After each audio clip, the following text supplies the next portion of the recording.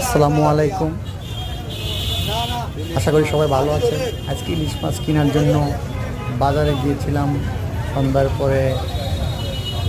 আমাদের চাঁদপুরে ইলিশ মাছ দেখলাম, ঘুরে মোটামুটি ভালো লাগছে। একটু দাম একটু বেশি আমার কাছে মনে হলো। এটা 1800 টাকা দাম চাইলো, আমাদের কাছে বললো 1600 টাকা। কিন্তু চাঁদপুরে ইলিশ মাছ আজকের বাজার বললো আমাদের কাছে, একটু সন্দেহ হলো। জানি না, আপনারা দেখবেন, দেখে কমেন্টে জানাবেন আসলে কি আজ চাঁদপুর ইলিশ মাছ কিনা। এটা আমার বাড়ি চাঁদপুর, আমি ইলিশ মাছ দেখলেই বলতে পারি এটা কি আসলে চাঁদপুর ইলিশ মাছ কিনা। যাক, আমার ভিডিও সবাই লাইক কমেন্ট শেয়ার করে পাশে থাকবেন, ভালো ভালো ভিডিও পেতে আমাকে হেল্প করবেন।